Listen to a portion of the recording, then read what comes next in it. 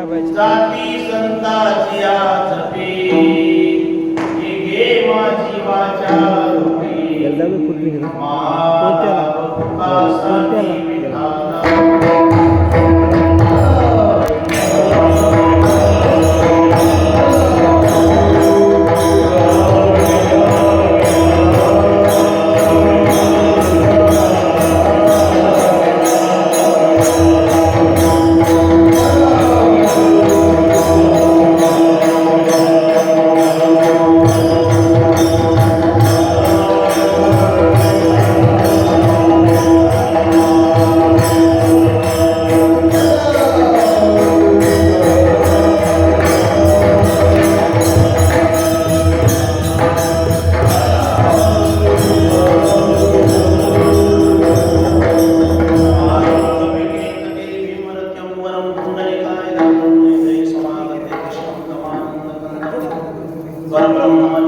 भजे पांडुरंगम ऐसे नमन करोनी सकला हरिकथा बोले गोमडिया बोला अज्ञान वरुणी आपल्या बाळा साधवी सकळा नामा मनी मस्तक हे वाया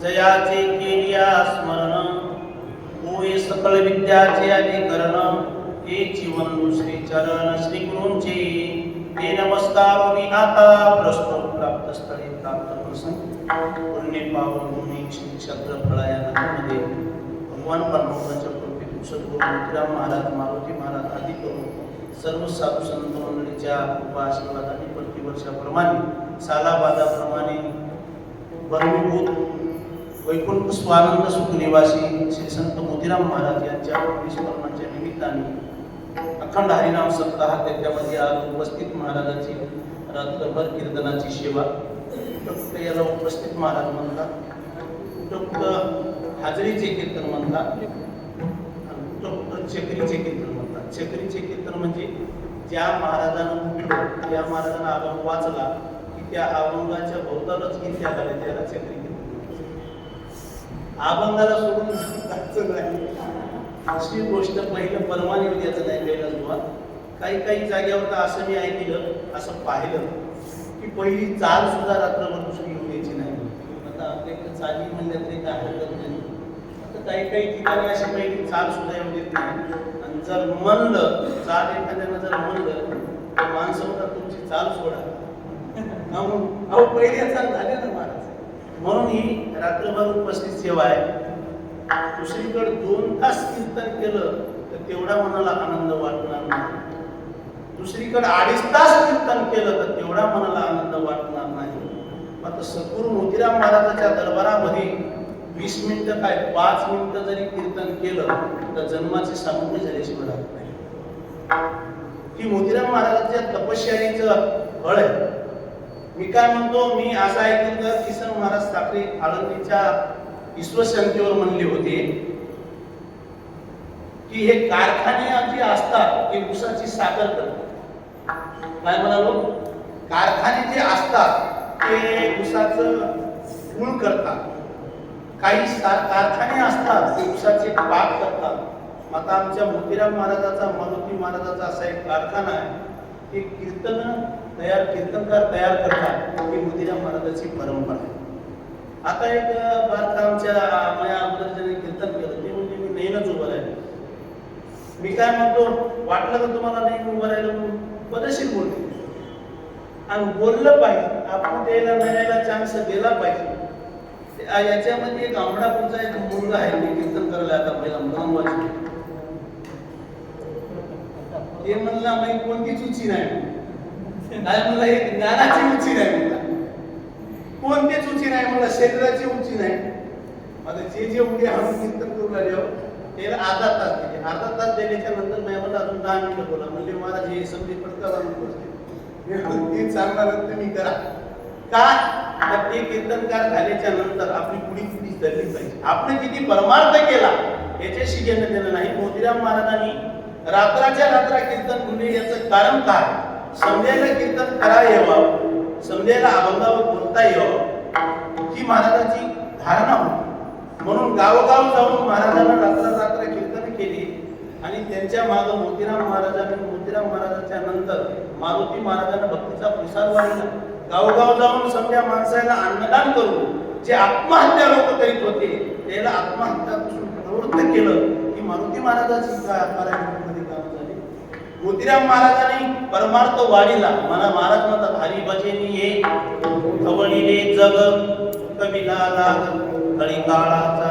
म्हणून अशा संतांची भेट होणं, अशा दरबारामध्ये सेवा मिळणं मस्त बरंच काही बोलण्यासारखं असते. मग टाइम समजायला सेवा घडली पाहिजे. महाराज म्हणतात अशा संतांची भेट होणे म्हणजे माणसाचं काय पाहिजे, एका जन्माचं नाही अनंत जन्माचं काहीतरी पुण्य पाहिजे. जसं भूक लागल्याच्या नंतर माणसाच्या जवळ शिदोरी असली पाहिजे आणि संतांची भेट होणं म्हणजे माणसाची काय पुण्य असली पाहिजे. मी वाटलं तुमचं नाव घेतलं, तुमचं काय मला मागायचं नाही, तेव्हा ठिकाणी तुमचं नाव घेतलं. हे रात्रभर बसून राहतात म्हणतात. कारण हे रात्रभर का बसून राहतात, सालाची पुण्य इथून घेऊन जातात. आणि मग कितीही जरी तुम्ही वळलं, किती जरी भजन म्हणलं ते तुमच्या आवाजाला कुठलीही विजा होत नाही की तुमची रात्रभर नाही पुण्य आहे.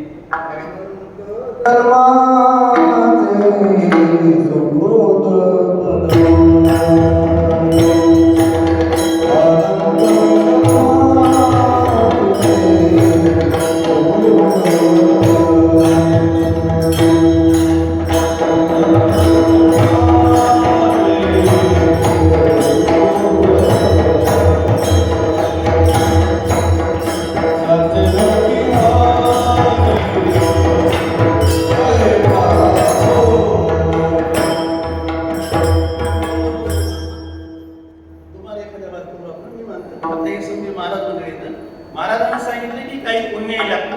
तसं पुण्यही संसार करण्याला सुद्धा पुण्यच लागते आणि परमार्थ करण्याला सुद्धा काय लागते, पुण्यच लागते. मग आता संसारासाठी लागणारं पुण्य ते वेगळं आहे आणि परमार्थासाठी लागणारं पुण्य वेगळं आहे. ऐका, संसारासाठी पुण्य लागते ते सखाम लागते आणि परमार्थासाठी पुण्य लागते ते निष्काम लागते. निष्कामता निज दृष्टी अनंत पुण्य कोट्यान कोटी रोकड्या लालीचे पाठो वाटी ते होई बेटी हरिप्रियाची. निष्काम पुण्य लागते तेव्हा भेट होती, नाही तर भेट होत नाही.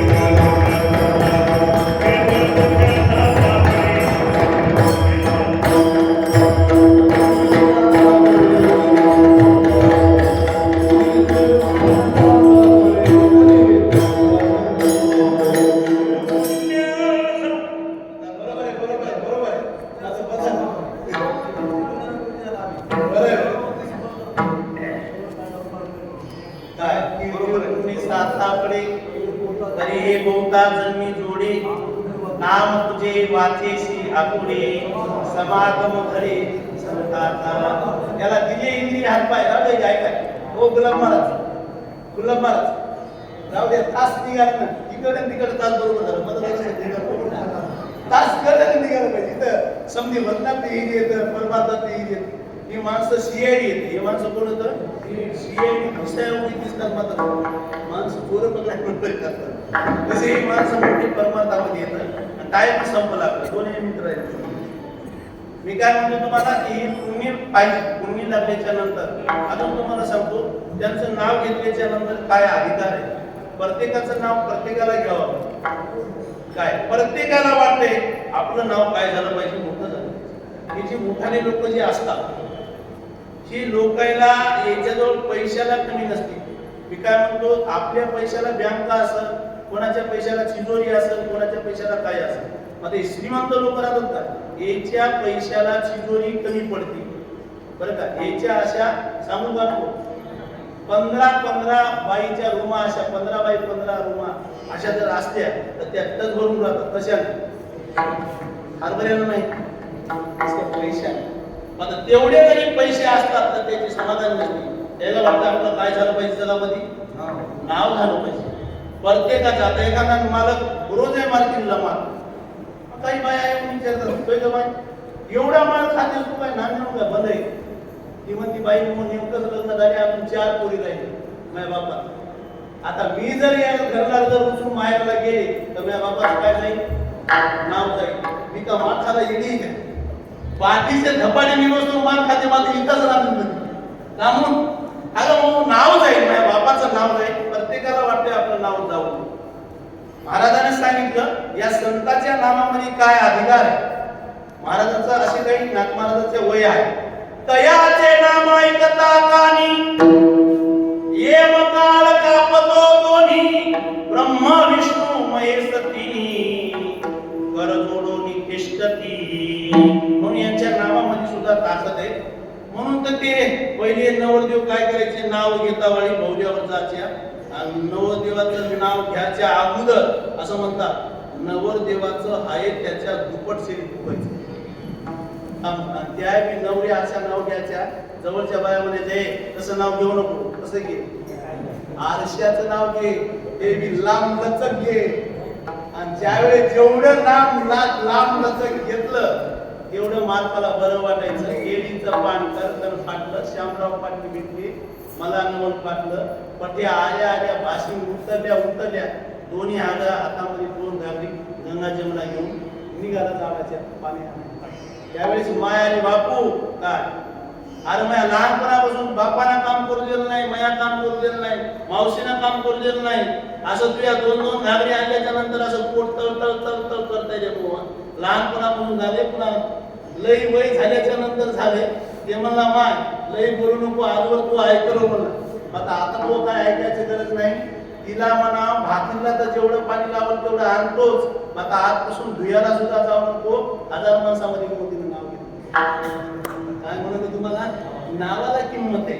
तसं जसं आपल्या परमार्थ संसारामध्ये नावाला किंमत आहे तसं संसार परमार्थात सुद्धा देवाच्या साधू संतांच्या नामाला किंमत आहे.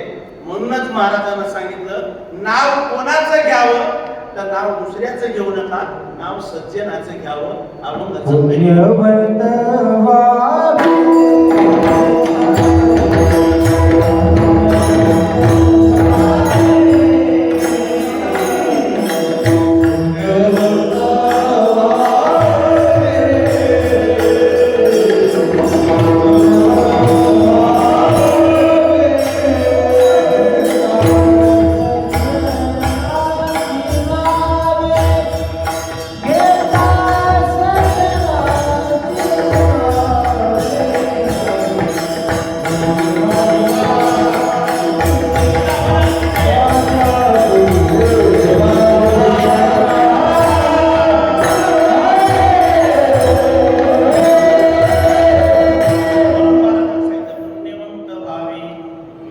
सज्जनाची नावे वेगे माझी वाचा तुटी माला भक्तासाठी विठोबा